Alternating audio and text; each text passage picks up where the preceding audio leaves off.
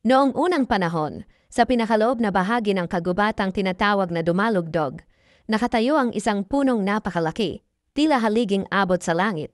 Ang mga sanga nito'y parang mga bisig na yumayakap sa kalangitan, at ang mga dahon ay laging luntian kahit sa pinakamatinding tagtuyot. Tinatawag ito ng mga taga-baryo bilang puno ni Luntian, sapagkat sinasabing dito nananahan ang isang matandang diwata na tagapangalaga ng kalikasan. Ngunit kakaiba ang punong ito. Walang sino mang nagtatangkang lumapit o pumutol kahit isang sanga nito. Sabi ng matatanda, kapag sinaktan mo ang puno, maririnig mo ang boses ng diwata na umiiyak, "Huwag mong sirain ang aking tahanan." Kaya't ang lugar ay itinuturing na banal at iilan lamang ang lumalapit doon. Isang araw, dumating sa kagubatan ng isang binatang nagngangalang Jomar. Siya ay isang ulilang walang tahanan, isang manlalakbay na naghanap ng mapagpahingahan matapos ang mahabang taon ng paglalagalag.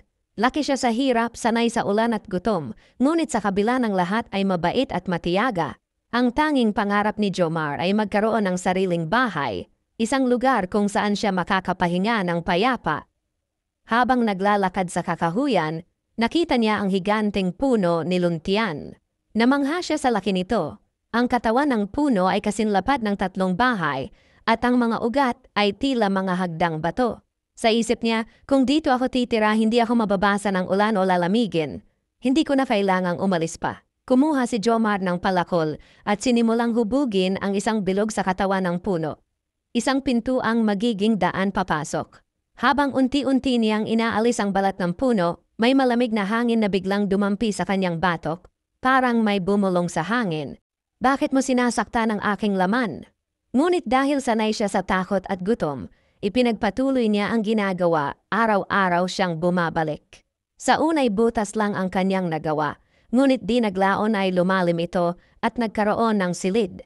Maingat niyang hinukay ang loob ng puno at naglagay ng sahig na gawa sa kawayan.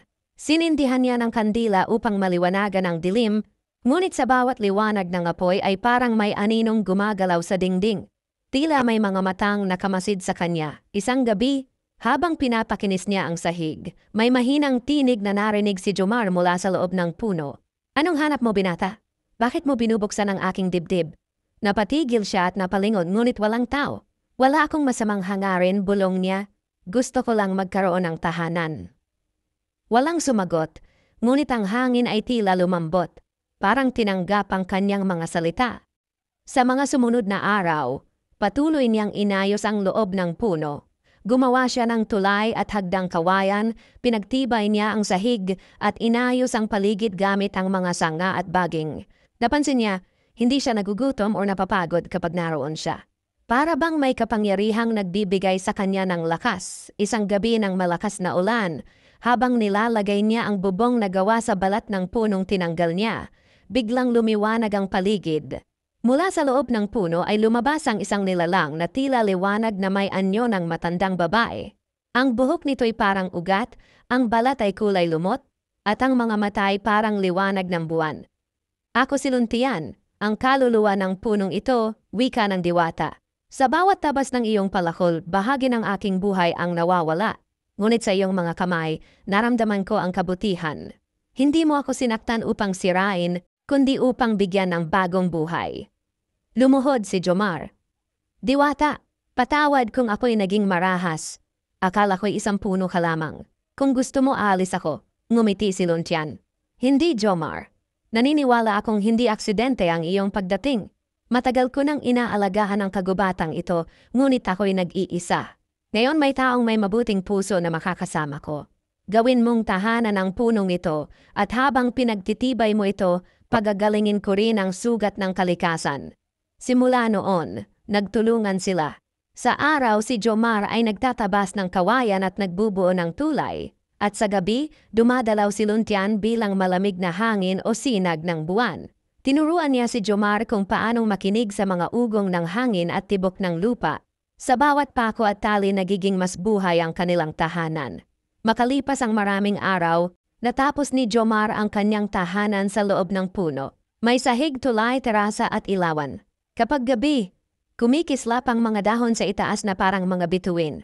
Doon siya natulog sa unang pagkakataon. nakahimlay sa sahig na gawa ng kanyang sariling mga kamay. Sa kanyang pagtulog, naramdaman niya ang banayad na yakap ng mga ugat sa ilalim ng sahig. At narinig niyang pabulong ang tinig ng diwata, "Salamat Jomar, sa iyo, muling nabuhay ang aking puso." Lumipas ang mga taon. Ang bahay sa loob ng puno ay naging alamat. Sinasabing kapag may taong naliligaw sa gubat at may mabuting hangarin, makikita nila ang liwanag mula sa puno ni Luntian. Ngunit kung ang may masamang puso ang papasok, biglang lalabo ang paligid, at maririnig nila ang hampas ng martilyo sa dilim, babala ni Jomar, ang tagapangalaga ng kagubatan. Wala nang nakakita sa kanya mula noon. Ngunit sinasabi ng mga matatanda na sa gabi ng kabilugan ng buwan, makikita sa terasa ng puno ang isang lalaking tahimik na nag-aayos ng mga sanga, habang may malamig na simoy ng hangin na tila bulong ng isang diwata. At kung minsan, kapag humihilik ang hangin sa kagubatan ng dumalugdog, maririnig ang malambing na tinig na nagsasabing, "Ang tahanang itinayo sa kabutihan kailanman ay hindi mawawasak." Gustong makasave sa kanyang binibili? Bumisita sa Smart Save to Shop, ilalagay ko lang ang link sa comment section. Gustuhan mo itong video na ito, maaring mag-like, mag-komento, ibahagi, malaking tulong na yun sa aming content creator. At sundan para updated ka sa nilalabas naming video. Forever bless, God bless you. Ingat!